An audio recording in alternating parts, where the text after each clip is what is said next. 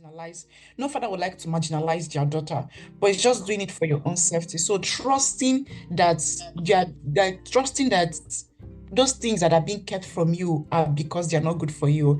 Because I know that that's where we relate to God. You just sometimes you fight, you throw tantrums, and you're like, okay, God, I just want to trust you. I know yeah, it might not really be what I need at the time, but it's painful, Yeah. but I will trust you. Welcome to another episode of Banters that Edify with Abba's Dwelling, where we turn inspiring stories into beautiful conversations and discuss topics that don't just entertain, but also edify. So sit back, grab a popcorn or your favorite snack, and enjoy the ride. It promises to be fun.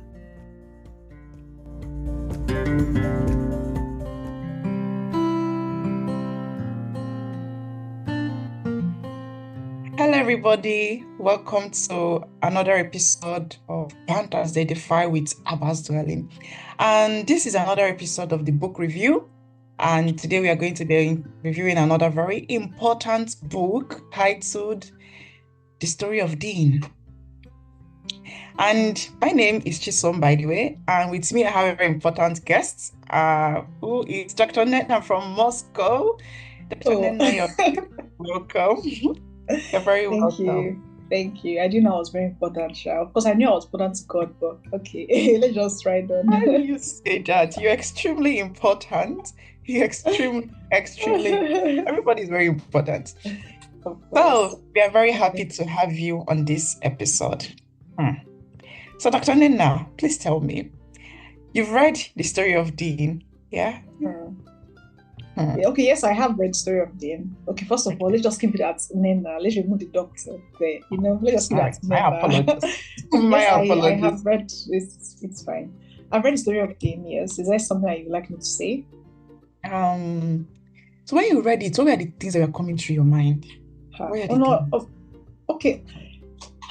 Okay, a lot of things actually came through my mind because at first I started reading out the book innocently, like Story of Dean, a story of deception. I feel like that's a disclaimer right there. I started reading the book innocently. Okay. Of course, I started reading innocently. Yeah, the story of deception. Okay, let me see what's going on, and I think it went differently from how I had expected. Yeah, it's the story of a young girl who named Dean, who lived with her parents, and you would think that she had been caged for a very long time. At least that was how she felt till she wandered away from home and then embarked on a journey that changed her, because of her life. Can we not divulge the whole story so that people will Okay. So how did I feel? You want to know the real story. What you're talking about, they want to get the real gist. They should go and read the book. Okay. So how did I feel? I would say, at first I felt hurt, by what happened to her. And then I was surprised because at first I thought it was going to be a love story, but a naive love story between two young lovers who did not know a lot. But then the prince did something which I later found out about. It wasn't actually painted graphically in the book, so you just get to know about what the prince did. And then I was shocked by his bold innocence or his he was actually he boldly and innocently still asked for her in marriage after he did that. And then the brothers reacted. And if I'm going to be honest, I was on the brother's side. I was actually going for them, go on, ride on. That's actually the best thing. Get back at him for what he had done. And then towards the end of the book, I think it took me into a moment of reflection, because I saw how each person's action, even though it was independent and a bit honest, if I would say, but that's for myself, I could see how it all led into a chain reaction of deception. So they were all just deceiving each other. Everybody was exactly. So I think that's actually how I felt when I read the book. Wow. Yeah. Wow. For me, well, it started likewise also. No, I think I already have an inkling. When I heard the story of Dean, the story of Dean, I still asking question, what does that exactly mean? So what is Dean? What does she do? Who is she? Until they now told me Dean, I'm like, oh, okay, Dean. I'm like, I know Dean. I see where I'm going. I know D. You get. But you said a very important thing. You talked about bold innocence. Bold Yes. innocence, that everybody there had bold innocence. But okay, we will address that issue later Okay. on. But I wanted us to talk about where you mentioned that this young lady, Dean, that Mhm. you felt like she was being caged successfully. Do you think like because of the position of where she was, it actually affected the things that she craved because she felt like she was being the things that she wanted were not being given to her, and she was denied the things that she wanted because it was the things that were around her. So like let's say that's just a background story so that people understand what we're talking about. Like Dean was somebody that I mean, she grew up with boys, having have a lot of boys and you're the only sister, they don't like their even when their friends are coming over, they don't even allow their friends to look at you. You get what I'm saying? So, but she wanted to have a feel because you can imagine, Mhm. just like, let me think from this perspective. I'm a girl in a land, like let's say I'm in Russia right now, and I'm living in Mhm. a family with how many boys? 11 boys, I guess, or 12 boys. 10 12 boys, boys, she had 10 bro. Okay, yeah. Okay, yeah, 11 10, plus her father.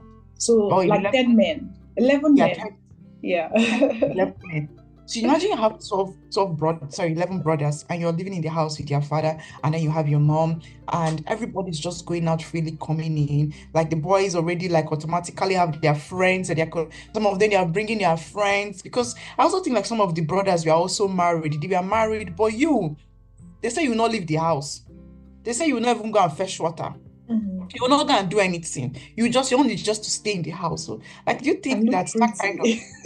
what exactly? Exactly. So do you think that that kind of caging it's actually influenced her desires and the strong, strong desire to do to do what she did? I would say definitely. Because like okay, from the story, because story like didn't actually give us like okay, like it didn't actually go in depth like Mm-hmm. into her childhood and everything. But if I'm going to look at it from the surface and what the story actually gave, I would say definitely. Because I believe if someone is going to be put in a certain kind of environment, it's very important and vital that you explain to the person why the Mm-hmm. person is there. So Dean just felt like, oh, okay, yeah, of course, she was just born, as you said, and she lived in a house full of men. And exactly. And then she sees other people doing as they wanted to, but then she couldn't. Why? Mm-hmm. Because she was a woman. And she may not even really have been understood that it wasn't number one, yeah, because of she was a girl, which I think in this time would okay, in the 21st like century it might actually look somehow to catch someone because person is a Like woman. our But I would also femininity think also right because now. from the story it looked like yeah, like she was the last child. So I don't know how old she was by then. She might have been 14, which of course would be normal for you not to just let a 14-year-old girl just wander around and do as she pleases or as she sees or as she deems fit. Yeah. So I would say, of course, like the situation like surrounding how she was brought up would of course make her to crave things because she doesn't look like okay, like she doesn't understand the implications of some of those things of the kind of freedom that she might be craving. She doesn't understand or even know if she's even ready to bear the consequences or be able to handle the things that she is craving, even if they might be good responsibly. Yeah. Um, wait, okay, should I go on or So go on. Please be pouring it okay, out. Me, okay, I'm yeah, writing down. because Yeah. yeah, because she actually ended up traveling, okay, like exploring that part of the world that she had wanted to do. And if I'm going to be honest, it didn't actually look bad as she was exploring. Of course, it's scary seeing like a teenager exploring that kind of world on her own. It's scary. But thinking about it, she actually did have good experiences while she was there. She even brought souvenirs back for her brothers and for her family. So yeah, she actually did have a very good experience, but because of the fact that she was naive and it's left her like scratched. I would say that. So I would say yes, the question like how she grew up, I definitely affected the desires that she wanted to because she didn't even understand in the first place why she was being caged. Mm, mm. Okay, so let's say we are talking to parents right now or future Mm-hmm. parents as it may be. Mm-hmm. you're trying to protect your children, if you're trying to protect your children from things from this outside world, let's say right Yes, now, because it's not right now, I cannot really say you can cage people. You can lock people in the house, but as far as they have their smartphones, you're not really caging them. exactly. You've done So, nothing. so if you're caging them, let's say you're taking away the smartphones or forcing them to do things, not giving them social media as at a certain age, you need to explain to them the why and make them see reasons why you are withholding some things. And it actually makes me to feel like, okay, there's sometimes that God might be just withholding some things from us. But it might not look like, I don't know sometimes if God really, really tells us why all the time. But I know. No, he doesn't. I wish he did. He doesn't. But yeah. Okay, so parents, please help. We are, as far as God is God, but we are humans. Please, you can at least Yeah. make them to understand the why. And also, if you feel like if people feel like they're in a situation where there's something that is being withheld from them, I think having a trust for who is keeping those things from you would also help you. Knowing that your dad is good, your brothers, they love you to the moon and back, and they're doing those things just for your own safety and for your own protection. So they're not doing it because they want to marginalize you. No, I don't think a father would like to marginalize, no father would like to marginalize their daughter, but it's just doing it for your own safety. So trusting that those things that are being kept from you are because they're not good for you. Because I know that that's where we relate to God. You just sometimes you fight, you throw tantrums, and you're like, okay, God, I just want to trust you. I know yeah, it might not really be what I need at the time, but it's painful, Yeah. but I will trust you. That same way. Yeah. You want to say something? Yeah, because you didn't mention, okay, like something about God keeping the wife from us sometimes, and also like parents. I think it also depends on the level of maturity. Like, of course, I'll be a future mom. No, I'm a future mom. I don't have a child now, but I'm going to be a mom, and it's not everything that I would explain to my child, like the why, depending on the age. Like, if my 2-year-old comes to ask me, like there's certain topics that she might ask me about. And I'm not meant to go deep into like opening her mind up about or into certain things, because exactly, because she does not have the mental capacity to deal with that yet. So that's also what you said about like trusting whoever it's withholding or it's keeping the wife from you. Understand, like they have your best interests at hand. So I just want to just mention that. So I think same thing with God too, and of course, like there are certain things that God might withhold from us for a certain time because He's waiting for us to get a certain level of maturity. It's like it even helps us actually to rebuild, like to ascend, to go higher and stuff. So I just wanted to mention that too. What you just said now is very, very interesting because something happened to me last year. There was something that I needed. I really wanted to go somewhere. And I tried as much as possible to do everything that I needed to be at that place. But I don't understand why it did not work out. I did not understand why. It pained me, but I did not discuss why with God because I did not even want to hear the why. It pained me. I want to hear this gist, Sha. So after I was paid, I just, like when you feel pain, I don't even want to know whether it was for good or for bad. I don't just want to hear it. I just closed that chapter. It's like immediately I closed the chapter. It's after like, let's say a few months, 6 months, 7 months passed, that I'm not understanding, oh, okay, this is why. So like there are sometimes that things like that actually happen that you might not really know the why at the time. So, okay, well, moving forward, thank you. That was very profound. Now moving forward, let's talk about this bold innocence that we said that we saw in Praise Check because somebody shook me on. It shocked me. Hey. That somebody go on. that somebody could do these things that he did, and he had the audacity to come and be asking for hand in marriage. Like I just felt like I don't know. I don't think he was naive.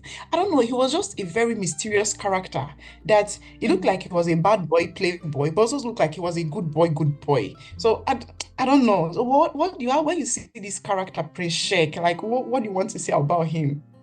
Okay, honestly, when Prince Sheik came at first, because at first when I saw him, okay, not saw him of course, when I was introduced into his character, at first I like I'd assumed it was going to be a romantic story of just a guy who wanted to, and maybe I don't know, like how they paint on like in all this Renaissance time, and then when he then came to the father, I was a bit shocked.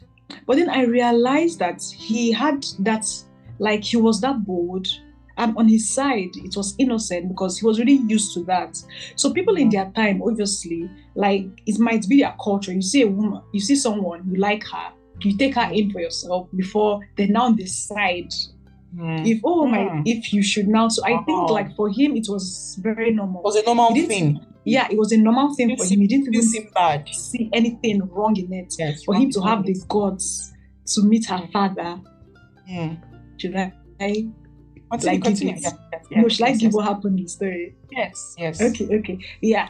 For him to meet her father and still ask for daughter's hand in marriage, even after he had molested the daughter. So for me, I think he just saw it as a normal thing. Like, yeah, I see someone, I sleep with them without their consent, and then go to ask for their hand in marriage. So at first I was very angry. I was really mad. Yeah, when I found out. But then when I actually realized that I was like, I think how people grow up, like the background, like their culturing, like the culture, the condition, like it conditions their minds to take things as normal. So things that you might see as bizarre, as absurd, to them is normal. Like for him, raping a woman and asking for a hand in marriage also that he was also the prince. So like for him, it was not actually a rape. It was just like I saw somebody that I like, I slapped myself. Yes, there's someone I want to mention in the Bible. This thing, but I don't want to call his name. I also somebody that I like.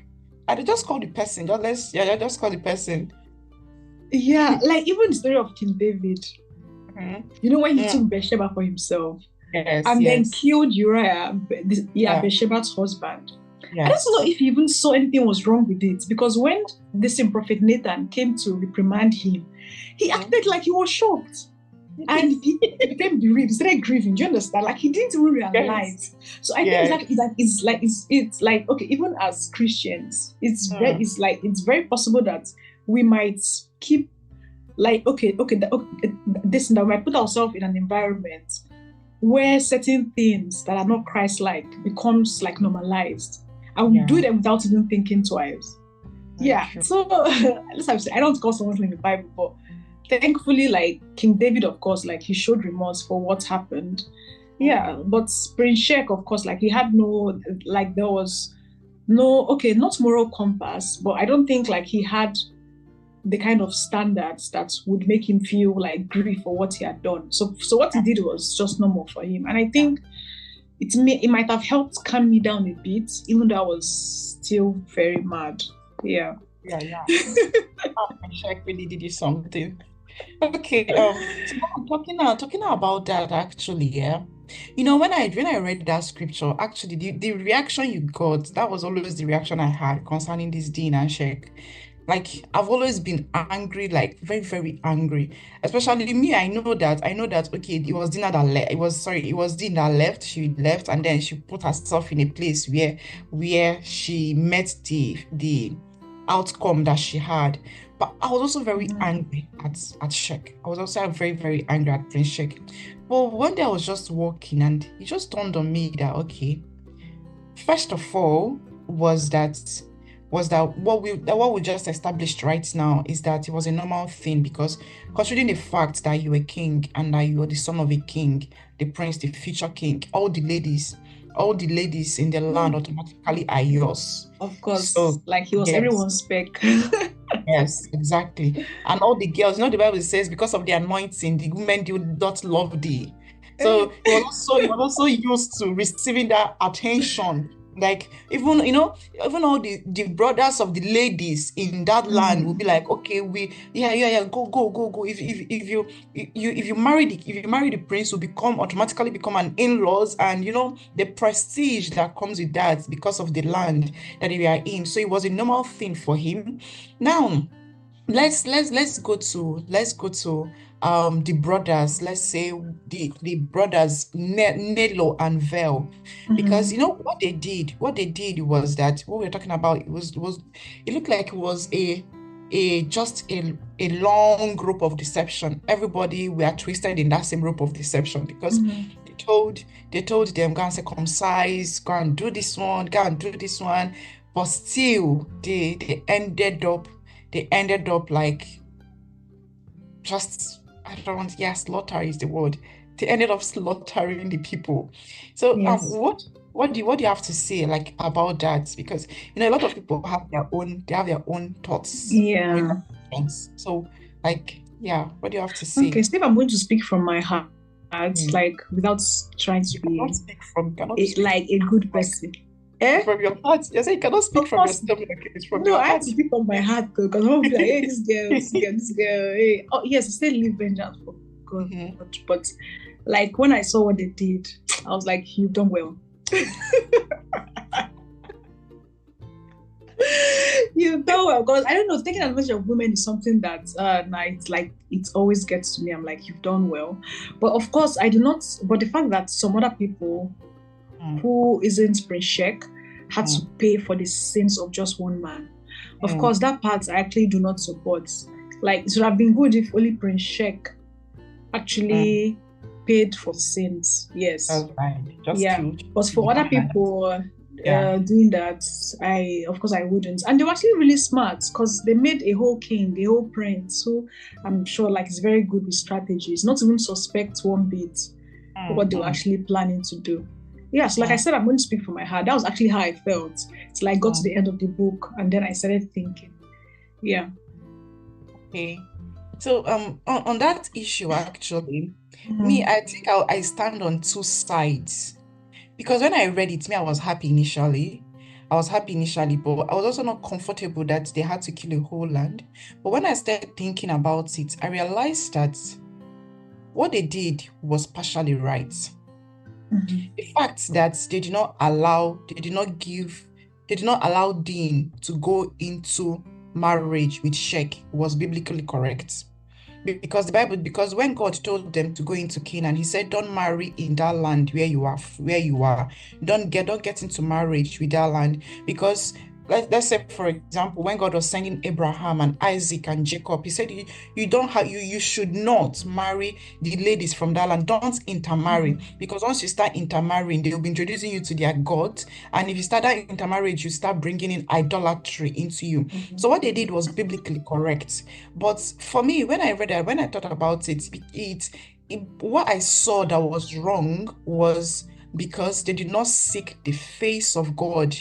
They did not seek, like the brothers Nello and Vel. They did not seek the face of, like, then something bad has already happened. But we should not try to solve every situation with common sense or emotionally, because let's take Shechem, for example. Shechem, Jacob, Dinah, and the situations. What happened when they did what they did? The Bible says that when Simeon and Levi, when they killed Shechem and the whole land, the Bible says that Jacob heard it, and that was all. Like, Jacob heard it, and he said that, okay, why have you made me a reproach in the land? And that was all. So there's some things in the Bible that used to scare me, Osha.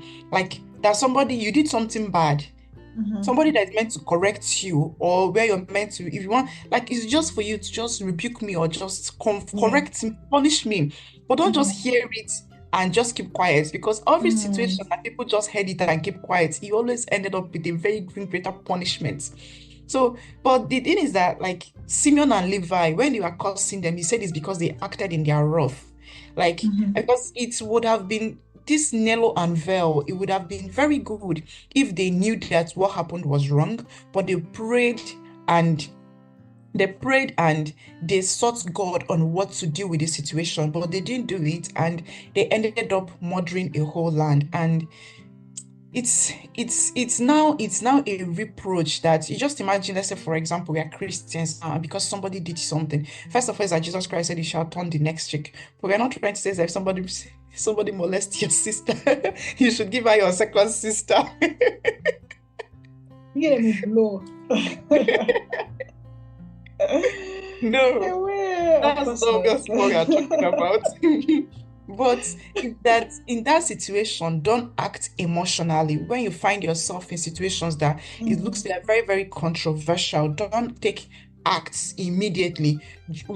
Calm down and go to God for wisdom. Go to God for wisdom on how to address that situation. And God will give you wisdom. God will give you ideas on what to do. Because that's actually what Jack did.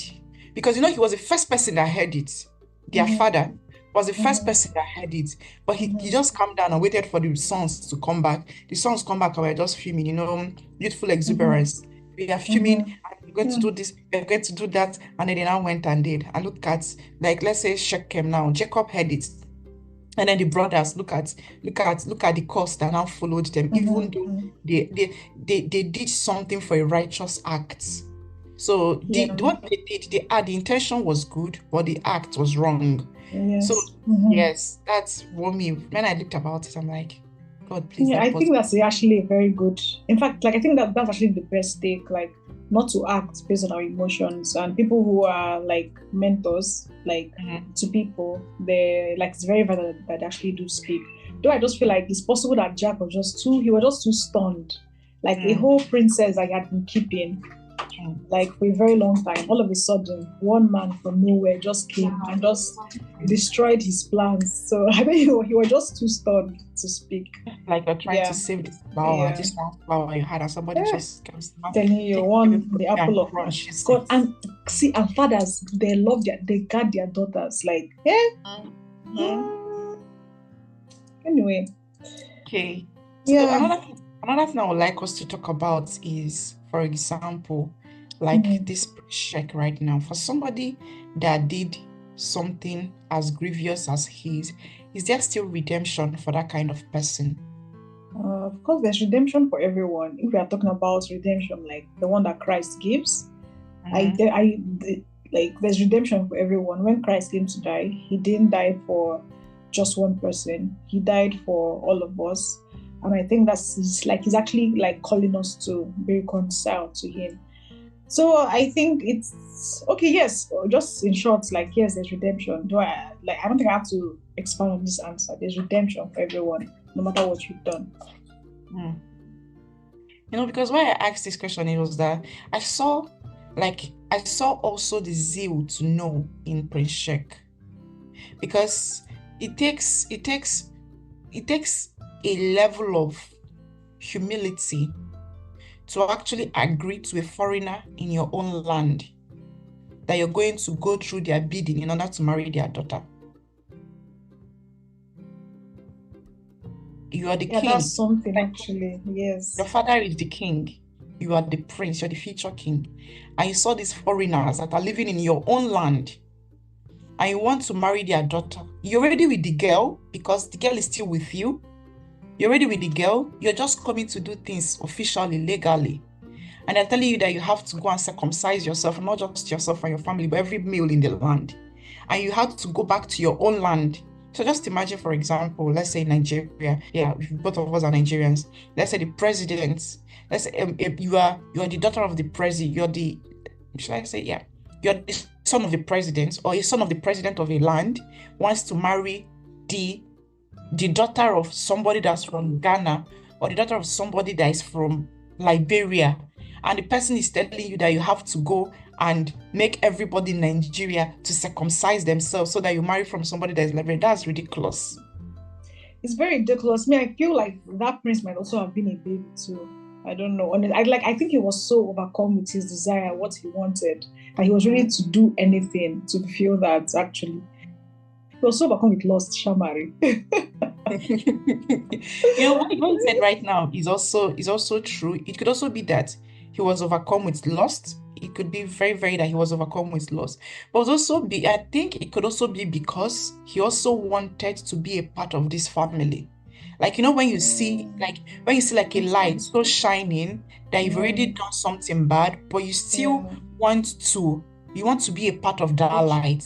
Yeah. Mm-hmm. Want to be a part of that light. So let's say Yes. like right now we are Christians. Somebody that is, let's say, an unbeliever has done something bad to us, but that person that is bad, he's not, even though he's a person of higher authority, he already recognizes he's wrong, but he's not quick to just separate himself from us. He wants to come closer. He's coming closer to us, and because you're the one that is hurt, and you're looking at the person like, oh, this person is an unbeliever. What do I have to do? Don't be unequally yoked with unbelievers. But I'm not talking about marriage in this sense. But this person wants to, he's coming close because he's seeing something in you that he himself he wants. He wants that thing that you have, and that's the reason why he's coming close. That's where I look at. That's another way I'm looking at this Prince Sheik, that this is something that happened. But for him to go and command the whole land to be circumcised, I don't think it's just because he wanted to marry a girl. I also feel like it's probably because he also wanted to have something that these people had. So why am I saying this is because, like, the way we are in the moment of pains, in the moment of hurt, God can also use it as a means of an evangelism. Like, if you see this person that is not really a born again Christian, and the person is just approaching, because it's God that draws men, and that person is coming close to you. Look at it. Try and look at it from the way God sees it. Let's not always be looking at things from the lenses of our hurt or trauma. But let's try and look at it the way God sees it, that this is also an avenue to preach Christ onto that person. Because I was assuming that if, for example, Nello and Vel, the brothers, and Jack just decided that, okay, we're going to introduce you to our God. We're going to, that's the way you'll be circumcised, but we're also going to introduce you to our God. And then we'll force the whole land to worship our God. That's already a revival right there. That the whole Yeah. land, instead of going to kill everybody, we are going to make you, what we just want is for you and everybody to begin to worship our God. That's revival already. And that's Yeah. revival that they are asking God for. So in this revival that we're talking about can come in different ways. It's not just about we Mhm. pray, we go and all those things. It could also come through Mhm. the place of hurt and pain. And yeah, Mhm. I see, Sha, I see, I see, I see where you're going to. I see it, but no comments. please comment too. No comments, but actually see it. Yeah, like revival could come through a place of hurt. Yeah, so we let God deal with it. Yeah, deal with it. Yeah, Yes. yeah. Why are you not commenting? So there's a lot to comment about, but we have just a very short time. So Please. Wow.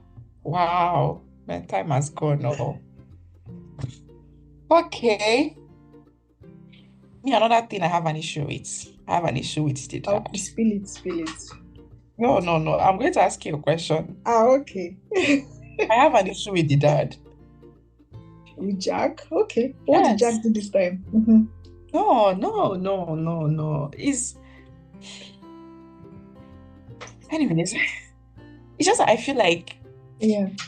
but being the grown man and the father of the house, there should be, the Bible talks about that Abraham. I know Abraham is my friend because he's going to command his whole family to serve him. Do you understand? I think there's a level of authority you need to exert in your house, even though you're the father over grown men, but you need to have like authority to guide your house. Being the leader, you're meant to guide them into what they ought to do. But the fact that he just heard it and he kept quiet, he did not say anything. May I have an issue with that, but it might be a story for another time. There is no time. Yeah. But yeah, that's actually a good point, actually. Like, I think men need to stand as priests. He was very emotional, if I'm going to say. He was really emotional. But like you said, we will not touch it, right? So we're moving. I mean, you can touch it. What do you have to say in this issue? Like, let's speak. Last thing that we Yeah, talk like I about. think, yeah, like in summary, I believe men are meant to a father is meant to stand as a priest, like over his home. The job of a father is not just to like take care of his house or provide for his household. Like that's not just like his job, but he's also meant to discipline. Do you get? So I believe actually a word from their father might have changed like things. But honestly, I think okay, putting myself in his shoes, I would say he was too emotional. He was too shocked by what happened. So I didn't want to condemn him or judge him because like I think these are things that could actually happen to anybody, and you just become like too stunned to speak. But I want to believe, because there's this narrative that men are more logical than women are. So as a woman, of course, I'm speaking from my point of view of how shocked I would be, of how hurt I'm going to be. But I don't know, like I think men, they do take action when things happen. So and I feel in that case, okay, not he was weak, but it would have actually I think like things would have taken a different turn if he had spoken up as the father of the house. So I think that's what I'm going to say. Okay. Thank you. Thank you. Do you have any other thing like you would like to add, or any area that we did not touch, or that you want to say something on?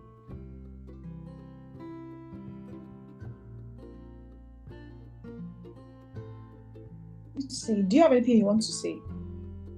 Oh, you did not hear me. I asked you a question. I said, do you have any area that we did not talk on that you would like to like shed more light on or talk about? Is it the area that we did not talk on? I think we basically touched everything, like from like the whole story, naivety, like parents explaining things to their children. Yeah, I would say like basically in this story, there's like no one is to blame and everyone is to blame. I think that's what I'm just going to say at the end. Yeah. And it was just a whole line of deception, like we said. Yeah. So, Carl, I think for me, I like drawing like excerpts from what we, because it's a whole long discussion that we just had. So, I think what we talked about, we mentioned trusting the person that is keeping things away from you, and knowing that it's for good, not for bad. It's not like they hate you or anything like that. And also explaining the reason why you're keeping things away from people. And then we also mentioned like this desire to not acting emotionally in heated situations, and not acting emotionally, even though it might be for a righteous act. But there's this verse that is coming to my mind. I'm trying to remember, but it's just not coming. It's talking about words, but yeah, I think I'll just paraphrase it. But like a good word, a kind word at a time, I've forgotten. But yeah, it's like words actually have impact, and yes, not just words but actions, the things that you do in those very heated moments.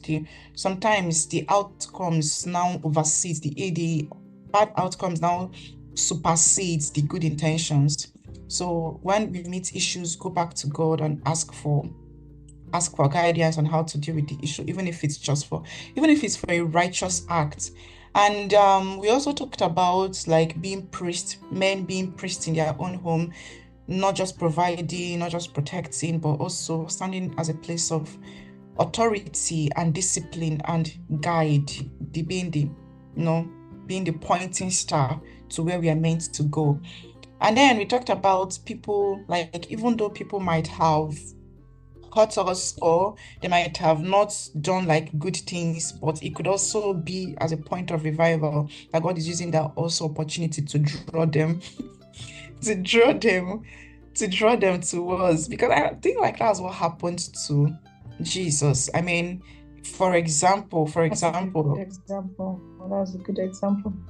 yes. Yeah. So it was what happened to Jesus, that even though the devil was just thinking that he was being unfairly punished, unfairly accused, but he did not. He could have just reacted and said, okay, Peter, he sliced off the ears, I will not heal you, come down the legion of angels. But that was the time that God used to draw all men to him. So there are times that unfair situations, unjust situations, painful situations to you as a believer might be times that God is using to draw men to see the light in you. And let's not be quick to draw people away, especially when it's, because I know, say pain, I'm not saying it as something that I'm advertising pain, or somebody that has not experienced pain, but I know that I know that sometimes those kind of things are times that if you handle situations clearly, people will see Christ in you and see the love of Christ and the patience of Christ, or this Christ that you're preaching, they will have to experience it physically. So yeah, I think that's more or less summarized what we talked about. Is there something I'm forgetting you could add, please? I don't think so. I think you did it very excellently. And I applaud you for that, especially about the story of Jesus, because that was a good example. Yeah. Okay. So, all Yeah. right. Thank you, Nena. Could say that I should not call her Dr. Nena. Yeah. Thank you, Nena, for Thank you. today. Thank you, And it was Chisom. very nice having this conversation with you. So, it's a pleasure having you here. And guys, please, the story of Dean, you need to read it. You need to read it. Please go to abasdwelly.com and download it. It's free. If you want to order the hard copy, go to Amazon. It's just there, and order it and enjoy the time of your life. And we hope that God will open your eyes into even more things that we did not talk about. Okay? So with you here was Chisom, and yes, goodbye. We draw the curtain for today's podcast. Goodbye. Bye. Bye. Take care. Bye.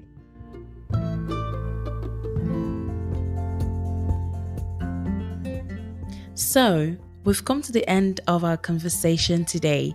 Thank you for listening in. Let us know what you think by reaching out to us through our email at abasdwellingplace@gmail.com. Would love to hear from you. See you again next week. Bye.